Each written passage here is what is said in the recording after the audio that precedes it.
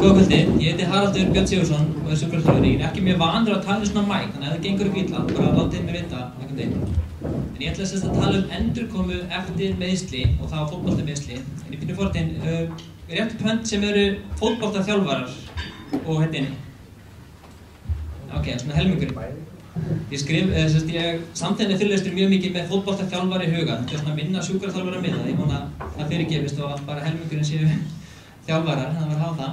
Ég bara byrjaði að þakka Rannís fyrir Leiknastyrk og KSÍ fyrir sinnstuðning líka og skipulegja þetta kvöld sem er mjög skemmtilegt. Ég er íþróttasjúkraþjálfari og tók meistarapróf frá Háskólanum í Lund þar sem ég mikið að stúdera árangurstengdar mælingar, styrkmælingar og svoleiðis hluti hjá meintum íþróttamönnum miðað við venjulega. Og nú er ég orðinn doktorsnemi í hreyfivísindum hjá Kristínu Brím og þar er ég að rannsaka áhættandi krossbandaslita, þannig ég er að fara mig niður hreyfikeðina. Ég er líka svona pínur reynsla að vera þjálfari, reyndar ekki fótbolta en þú veist ég er lyftingaþjálfari svona inn á milli. Og fókusin er á þessa ákvörðun sem að þjálfari í raun tekur hvenær leikmaður ætti að snúa tilbaka eftir meiðsli. Og það er náttúrulega fullt af þáttum sem spila inn í, þú veist það er saga leikmannsins, hans meiðsli, kannski foreldrarnir, framkvæmdastjórnin, eru mikilvæg leikir framundan, alls konar svona sem spilar inn í. Það sem ég tala er náttúrulega aðalega það sem snýr að meiðslunum og leikmanninum sem slíkum.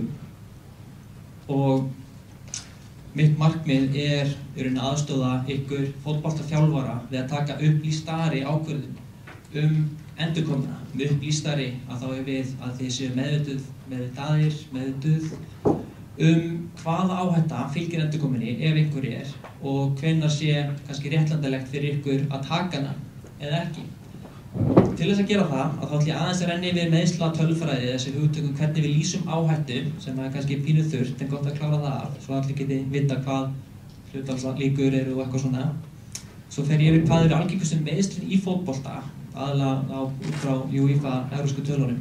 Og svo fer ég að tala matstæki sem að þið sem þjálfarar nýtið ykkur til þess að hjálpa leikmönnunum að snúa tilbaka. Þau tæki sem að sjúkraþjálfara liðana er að nota og segja ykkur niðurstundur úr, það vantar þetta upp á og þá fyrir þið að vita hvað þýðir það. Og svo framistöðutengda mælingar að svoleið sem er kannski gott að eiga áður en að leikmaður meiðist. Byrjum á áhættu tölfræðinni. Í grunninn og þá er meiðslatíðni svona basic tala sem er bara hversu oft gerist ykkur atburðir á einhverju tíma, yfir tímabili eða 1000 klukkutíma. Meiðslalíkurnar eru svo hversu oft það gerist með hversu oft það gerist ekki. Þannig að það er hlutfall meiðsla á móti ekki meiðslum eða tala meiðsli. Ok, sorry, þetta er svona pínu, við leiðum að við komin þess að svona pílflækjastig, ég vona að þið fyrirgefið með það. En sem sagt hlutfallstíðni er hlutfall milli tíðni í tveimur hópum. Þannig ef einhver atburður gerist 30% í einum hóp og 10% í öðrum, þá er hlutfallstíðnin 3. Og líkindahlutfall, sem á ensku er odds ratio, er svo sama mæling nema fyrir líkur. Með sömu tölur, ef það eru 30% tíðni, að þá eru líkurnar 42% og líkurnar hlutfalli verður 3,8. Þetta er besta mælingin, en hún treystir á að maður sé með góðar tíðnitölur til þess að miða við. Og það er sem þetta, flesta tölurnar sem ég presentera eru hér, í líkinda hlutfall. Getur nokkuð meira til hlýðar eða... Hérna, svona. Eða ríktur sem það er maður... Þannig að það er hálflega fyrir mér. Já. Svona, ég vil ekki vera bak við eitthvað svona, það er svo þægt. Ég nota hendurnar á mikið. Já, hérna sjáum við meiðslatíðnir í fótbolta. Vinstra megin eftir vefjagerð og þar er vöðvi langalgengastur, 35% af öllum meiðslum. Liðbönd þar á eftir, þar eru bæði ökkli og hné og fleira. Þaðan er blæðing undir húðið við vöðva, sinameðsli, ólagsmeðsli. Þannig að vöðvi langalgengast og þar af langalgengast náttúrulega í læri, aftan og framanlæri inn í þessari tölu. Hné koma þar á eftir, svo nári og svo ökkli. Þetta eru tölur úr UEFA, sem sagt evrópska deildinni. Og ökklameiðslin eru þar sjaldgæfari heldur en kannski gengur að gerist. Það er mikið verk unnið í forvörnum á ökklameiðslum. Þannig ég tala kannski minna þetta og meira þessa hérna 3. En þetta eru svona meiðslin sem við erum að tala Ok, eftir allar þessar tölur, gott að hreinsa hugan aðeins. Þá er eina góð mynd af Zlatan til svona aðeins svona létta lundina svoleiðis. Sjáðu þess aftanlega hérna, glæsilegt. Flott. Ok, af hverju viljum við tala endurkomu eftir meiðsli? Það er náttúrulega fyrst og fremst út af endurmeiðslunum. Að hafa hlotið ein meiðsli er stærsti þekkti átuþátturinn fyrir að hljóta sömu meiðsli aftur. Leikmenn mæta oft snemma til leiks, eru kannski ekki alveg tilbúnir og það eykur líkurnar að þau koma aftur. Þeir eru ennþá með einhver afleiðingar af meiðslunum sem að gera það verkum að sami strúktúr sem meiðist aftur. Og meiðsli númer 2 eru lengri tími endurhæfingu heldur en meiðsli 1. Meiðsli 3 ennþá lengur og svo koll af kolli. Og mesti gróðinn er að taka eftir meiðsli 1 og veg fyrir meiðsli 2. Við vitum líka að það er hægt að hafa áhrif á þessar endurmeiðslatölur í svona lægri deildum eða svoleiðis að þá er oft endurmeiðslatíðni svona 30% af öllum meiðslum. Í efstu deildum í Svíþjóð er það 22% og í UEFA er það 12%. Þannig að það að vera með eitthvað skipulagða verkferla og vera með sjúkraþjálfara og allt þetta til þess að hjálpa sér, kemur til með að hjálpa. Þannig að það er mjög mikið hægt að hafa áhrif á þetta. Það sem að þjálfarar geta gert, og þetta er svona kannski að mikilvægasta sem ég fer yfir, er að við vitum eftir góða rannsókn sem hafa gerð Haglund og félagar, tölurnar sem ég er með eru heimildirnar sem ég nota. Ég er með heimildalistan ásamt þessu prógram sem ég er að tala um núna sem þið getið fengið á blað og eftir og eins verður náttúrulega þetta sendt út. En þjálfarar sem að stýra sjálfir endurkomi leikmanninn sinna eftir meiðsli, eftir ákveðnu stigi, að þeir geta fækkað endurmeiðslum í sínu liðum meira en helming. Prógrammi sem er rannsökuð leit cirka svona út. Þetta byrjar á því að leikmaðurinn getur gengið bara óhaltur inn á völlinn. Hann kemur og hann gengur eðlilega. Þá getur hann farið að skokka í beina línu. Svo er teknin alltaf meira stefnubreytingar, 8, 6, 90, 80, 360 gráðu beygjur, svo boltadrillur og svo skot, stökk og sprettir. Ef hann getur gert sitt stig eða svoleiðis þar sem hann er, án þess að fá verki eða bólgu eða eitthvað óþægt og eftir, þá getur hann farið á næsta stig fyrir neðan í þessu samhengi og komið upp að hann fái verki eða bólgu og óþægti, þá fer hann upp listan aftur. Eftir skot, stökk og spretti, að þá er þetta góða tími til að gera ástandsmælingu. Þetta er ekki, þessi hluti er ekki uppalega flæðin eða svoleiðis sem Haglund og fleiri gerðu, en ég svona bæti inn að þetta tónar vel við það sem ég ætla að mæla með svo eftir. Og svo koma æfingar með liðinu og þá var það bara þeim mun lengur sem íþróttamaðurinn hefur verið frá, að þeim mun fleiri æfingar ætti hann að taka áður en að fara að keppa, bara svo hann sé búinn að ná sér almennilega eftir stutt meiðsli, ein æfing nóg, eftir mánuð, kannski 3 ár og eftir lengri mánuð, allavega 4, eftir crossmótaslit, allavega 10, myndum við svona þykja eðlilegt áður en svo loksins keppir. Það sem er mikilvægt í þessu er aðalega bara þetta er skipulagt verkferli sem er hægt að taka með litlu flækjustigi og byrja að nota strax og henta rosalega vel fyrir þá sem eru ekki með sjúkraþjálfara með liðinu á öllum æfingum.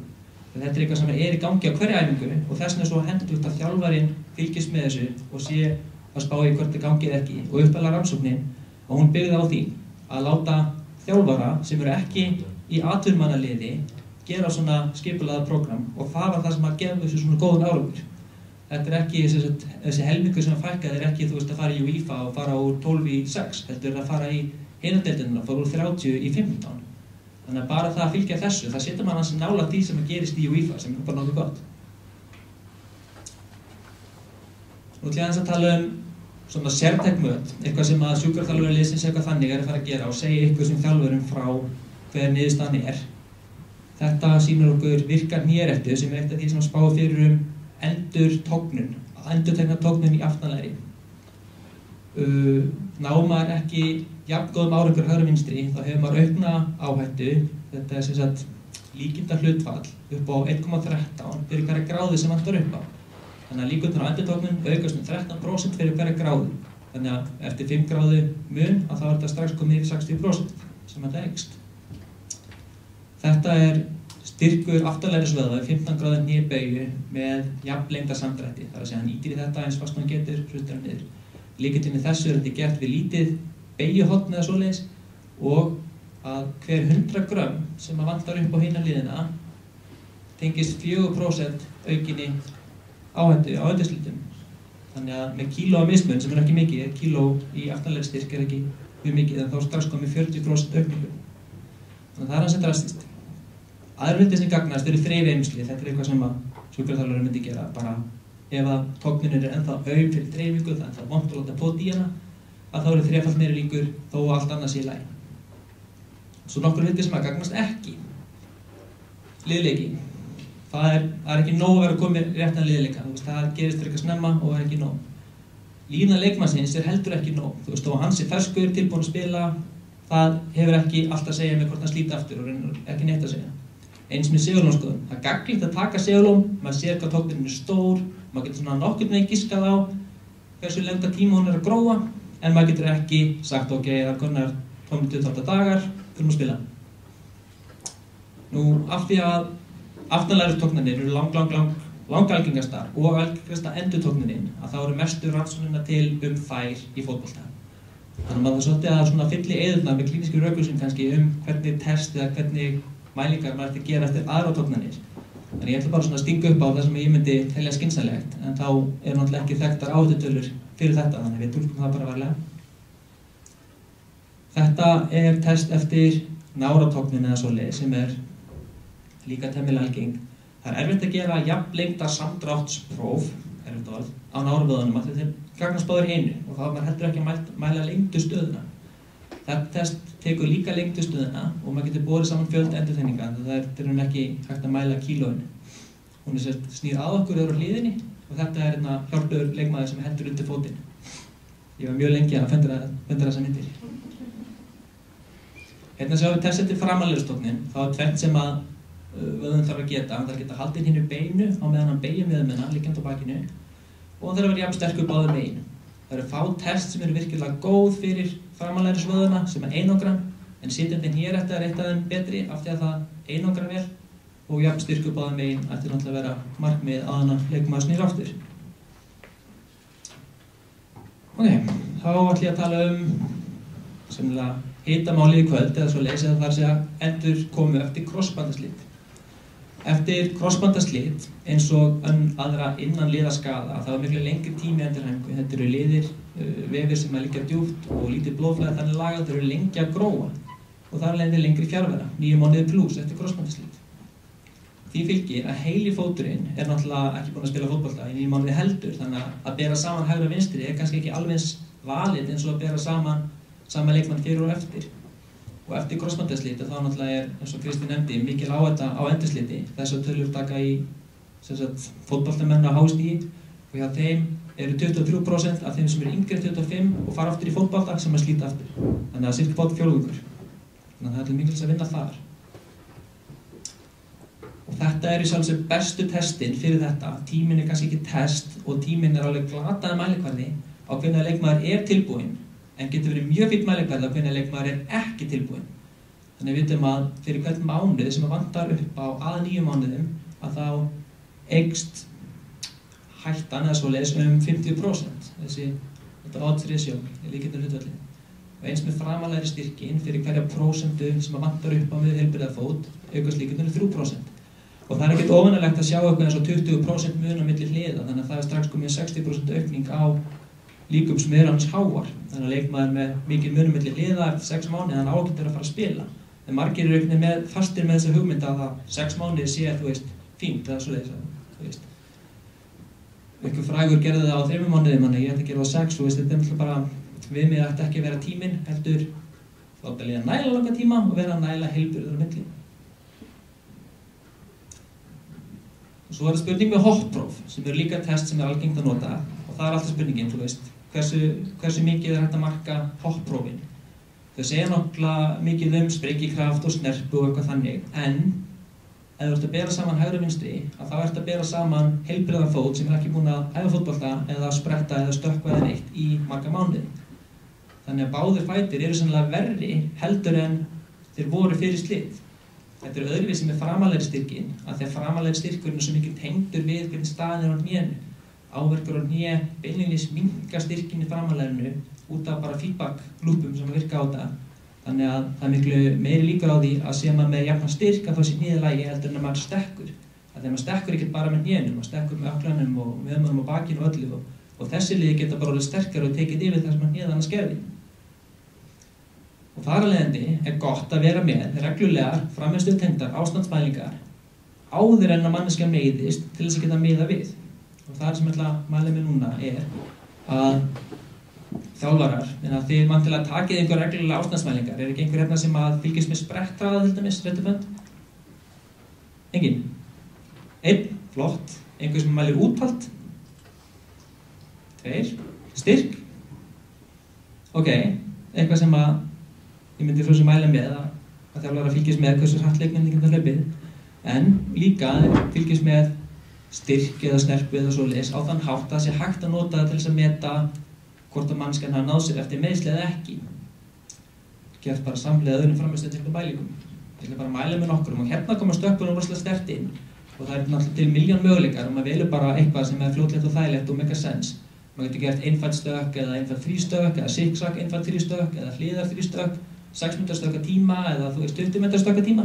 Það er alltaf að rannsaka 6 mínútur stökk á tíma af því að rannsóknarstofur eru ekki lengri heldur en 6 metrar yfirleitt. En það, fyrir fótbolta meikar alveg sens að taka 20 metra, völlurinn eru langur, þannig að þetta væri bara næmar að prófa eitthvað Og svo test sem gott eiga, þeir eru svona styrkmælingar sem muni skipta máli fyrir leikmannin, eins og þessar tvær hefði séð áður, nára vöðvastyrkurinn, náttúrulega gríðarlega mikilvægur í fótbolta. Þetta maður sparkar og maður stefnubreytir og allt þetta notað mjög mikið nára. Og meirihluti fótboltamanna fá álagstind engin í nára sem afgreiða með einhver leyti í fótboltanum, þannig að þetta bara að gera að vera með test fyrir það hverju eru viðkvæmasti fyrir því. Aftanlegri styrkurinn líka aftur mjög mikilvægur, hvaða fótboltamaður bögnar ekki allan 2 svo aftanlegri. Og þar það styrkurinn í meiri rétt við hné, þar sem nálægt fullri rétt við hné. Þessi æfing að sýna svona rennsli eða svoleiðis, hann að slæta út með næstu í bogi hné og að lyfta mjöðminn á meðan. Þetta mjög erfitt próf og gott að gera á öðrum fæti. Þetta erfiðara próf, sem kallað Nordic hamstring eftir rannsókn sem var gerð af Árna Árna við HÍ og einhverjum Norðmönnum. Og það erfiðara, vóramurinn mjög langur hérna, en það ekkert sérstaklega margir kannski sem geta klárað endurtekningar af þessu. Margir eru kannski byrja bara að síga niður og reyna að planta ekki á andlitið bara undir eins. En flestir ættu að geta þjálfað sig upp í að fara upp og niður og telja endurtekningar eða svoleiðis. Þetta það sem mjög gott að gera. Og svo náttúrulega klassíkerinn, þrífætt nýrbeig eða svoleiðis, sem ákveðin mælingar á framalegri styrk, náttúrulega ekki bara, náttúrulega mjaðmastyrkur og ökkla og fleira sem kemur inn í. En þetta æfing sem mjög gott að testa líka reglulega og gert til dæmis í Svíþjóð, allir íþróttamenn í Svíþjóð taka vonirmagnisitt í þessu allavega 2 ári. Þetta kannski ekstra mikilvægt fyrir stelpur upp á krossbandaslið. Það stelpur sem ná ekki allavega sínum eigin líkastunga á stöng og bakið í gegnum eina hreyfingu, að þær eru líklega til að slíta krossband. Þannig að eftir krossbandaslið þá vil maður sérstaklega ná allavega einum líkastunga. Það þess að tala að til þess að almennilega njóta góðs af styrk og snerpuþjálfun, þá þurfum maður að ná allavega 1,5 líkastunga í nýrbeig, sem ekkert einu sinni sérstaklega mikið, eitthvað stefnað.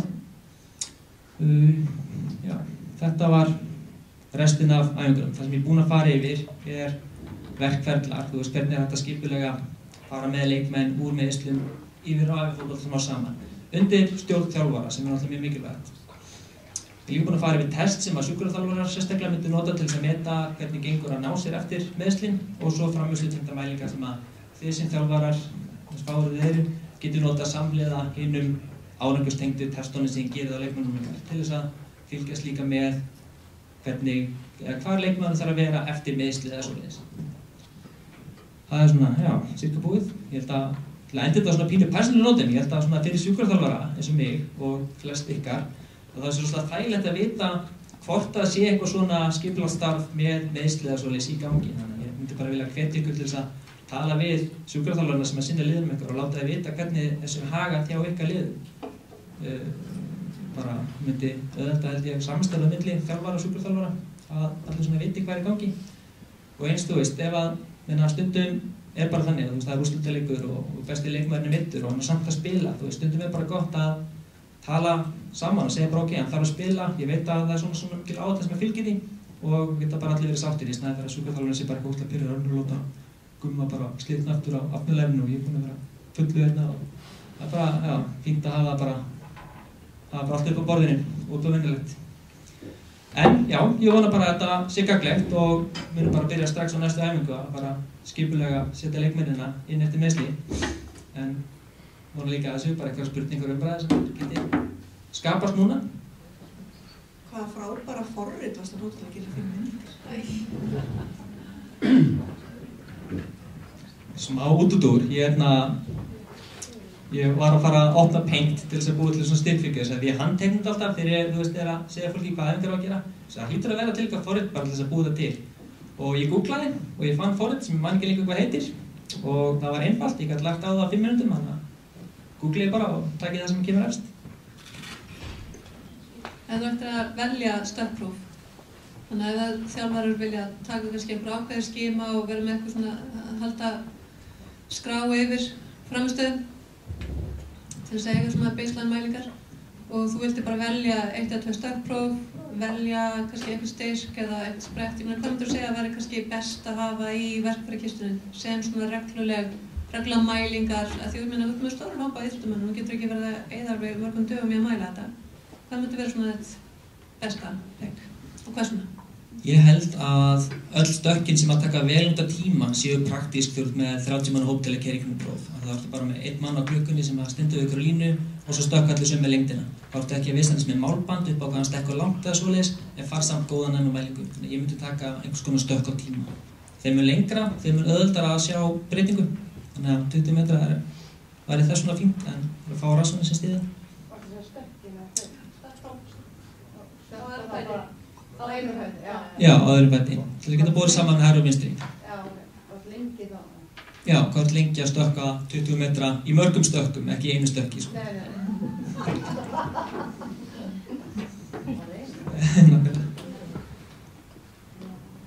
En hínkastið, þau voru í rauninni bara hversu oft einstaklingur getur gert á, eða skilur við þannig að sjónast að sína? Já, eins og með náratestið og svoleiðis að þá er þetta, þessi próf eru tilur repsina svoleiðis. Þú veist, í þannig hluta valdi ég eitthvað sem er hægt að gera bara á vellinum helst og það er ekki margt sem þú getur, þú veist, sett með lóðu eða svoleiðis en þetta eru góð test sem eru erfið án og svona lóð. Og já, hérna þarf 2 til og hérna þarf 1 til að telja svo menn svindl ekki. En þetta er fínt að gera þegar maður þarf hvort langa hvíld á eftir þannig að þá getur maður haldið í hinn og með það. Það var ekki byrja á 4 settum af 10, það var einhver Rúbjörnsson frá Ástralíu sem gerði það og það voru bara 2 sem gátu klára prógramið, allir voru bara drepast á hraðspörum. Þetta er alveg freka brútal, sko.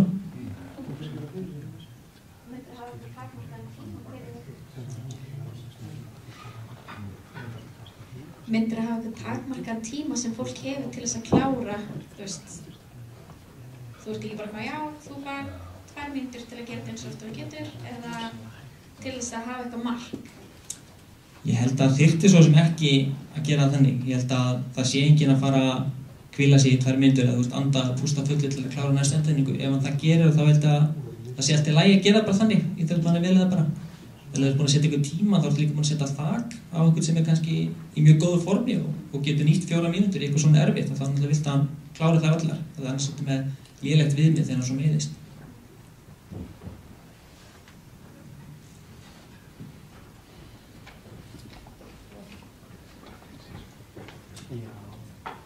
Með þetta Nordic Fall, hversu margar endurtekningar er raunhæft að gera ráð fyrir að viðkomandi geti gert stuttu eftir meiðsli og þá hvað þú getur náttúrulega gert ráð fyrir að einstaklingar geri ákveðið en hvað er raunhæft að hann ná í raun fljótt upp fyrir styrk?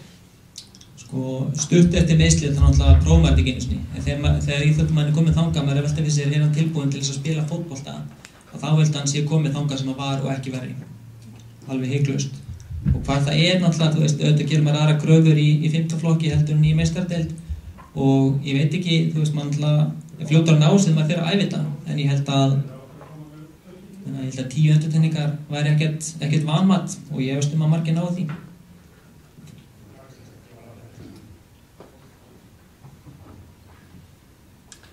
Vandar lækmann, það er aftast. Það er aftast, já, fyrir ekki verið súpan að koma, sko. Geturðu gert þessar, æfingar eða þessi test á hóp áður en að meiðast og séð síðan hverjir eru líklegir til þess að meiðast, frekar en aðrir? Maður getur það einhverju marki og það er kannski ekki endilega sérstaklega valið en öll þessi test sem ég tek eru tengd aukni áhættu í þannig sé ekkert endilega fótbolta en aftanlægistesti til dæmis að það spái fyrir meiðslahættu í aftanlægum og það Árni Árna sem að sýndi fram á þá rannsókn og það var ekkert endilega einhver ákveðin rep sem þurfti að ná að svoleiðis heldur bara ef þú ert aumur að þá ertu líklegur til þess að lenda í tognun. Það er svoleiðis niðurstaðan. Þannig að þeim sterkari sem maður þeim betra þannig lagað. Svo þetta spurningunni. Já, frá nokkuð þig? Maður gerir þetta náttúrulega, þetta eitthvað sem maður myndi vilja gera, nokkru sinnum yfir árið, bara fyrir eftir tímabilið að minnstakosti og kannski einu sinni yfir sumarið eða whatever, að keyra gegnum allan pakkan og sjá, og maður vill að íþróttamaðurinn sinn verði betri með tímanum og ef hann fer að fara aftur í einhvað þessum æfingum, það er þekkt að rétt áður en að menn togna að það verði lagari í aftanlærisvöðvanum og maður getur testað það, ef maður vill gera það vikulega, þá getur við komið fyrir alla tognennunar, en hvað ætlar að nota mikið tíma í það? Þá ertu eiginlega komin svona, fara að henda út barninu með baðvatninu, maður nota mikið tíma í það. En ef maður sér það fyrir tilviljun, ef maður gerir þetta 2 ári og sér fyrir tilviljun að einhverjum fer aftur, þá hann mjög nálægt í að fara að togna. Já, en ef þú gerir til þessu hóp, getur ekki horft að þú séð bara, ok, þessi líklegur til að slíta eða togna aftur læri eða skilja hvað ég meina. Ef þú getur ekki horft og séð mann með lélegan styrk einhvers staðar og bara, ok, þessi ætti að einblína sér að því að styrkja ákveðin þátt. Jú, þú getur það með þessa og þú getur það með þessa en engin veit hversu oft þú þarft að gera til þess að vera ekki í hættu. En ef þú ert í 20 manna liði og allir pumpa á 30 svona, en ef þú gerir 5 að þá ert þú klárlega í aukna áttu, þú getur alveg séð, hverju eru útlagarnir í liðinu, að þeir eru að fara með þessi. Ég hugsa að Elís tæri meira þann hluta, en þessi testur valin af því að hafa bæði frammistöðugildi og forvarnargildi og þar lendi gott að eiga þau til. Þetta og þetta sérstaklega. Má ég spyrja núna? Já. Af því að þú ert með þarna nára lyftan þarna, flotta.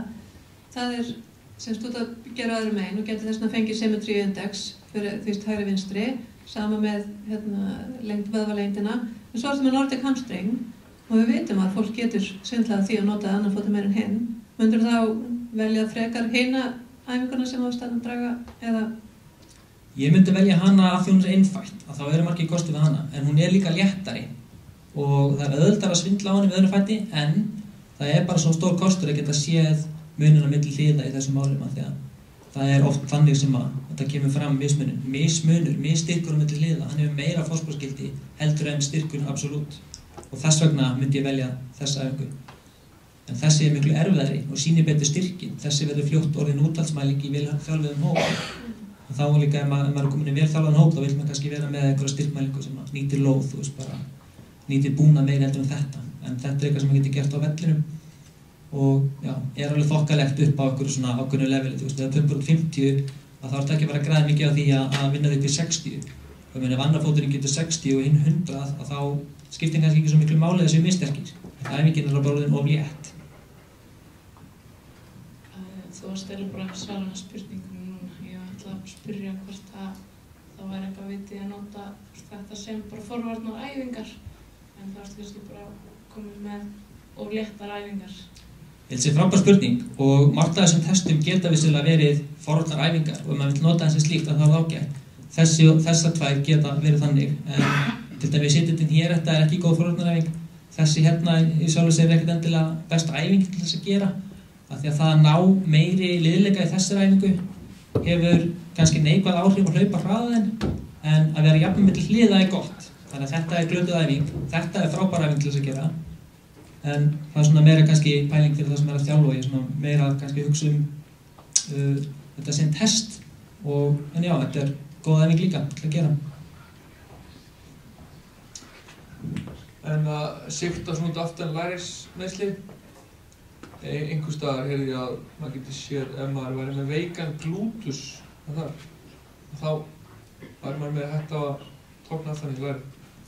Þetta svona meira hugmyndastínu heldur en á raunveruleikanum, en rassvöðvinn rétti vöðvamjöðum sem aftanlæriði líka og kenningin að sem maður veikur í aftanlærisvöðunum þá þurfum maður meira að nota sem maður veikur í rassvöðunum, þurfum maður frekar að nota aftanlærisvöðun og það frekar sá hluti af vöðunum sem að ekki gengur mjöðmeina sem að tognar, sem að styður undir þá kenningu en það engin svona góð test eða viðmið til sem að segja að þetta sé svona en svona kenningunni samkvæmt að það að frekar líklegt. Ef þú tognar ofarlega aftan læri, þá getur það verið þurfa að vinna meiri í glútus. Staðsetningin á tognunni sem slíkri ekki relevant í þessu samhengi. En svo líka með bak eða fetta í mjóbakkinu, þá sértu líka meiri hættu. Aðalega í náranum. Fettan á bakinu breytir lengdarafstöðun á aftanlega svoðanum og getur spilað inn í þetta þannig. Ef þú ert mjög fattur þá ertu kannski með óhóflega langan aftanlega svoða, en það kannski fáir fótboltamenn sem að upplifa það vandamál. En það eitthvað sem að getur skipt máli, en líkamsstaða í einangrun, hún hefur ekki fótboltagildi fyrir meiðsli sem slík, heldur það ástæðan fyrir líkamsbreytingunni sem að kannski skiptir meira máli. Þannig að maður sér eitthvað með fettu, þá hann kannski bara með fettu, af því að bara, hann byggður þannig, en kannski hann með aftanlega svoða. Og maður horfir frekar á styrkin heldur en fettuna sem slíka, en það er mjög góð spurning.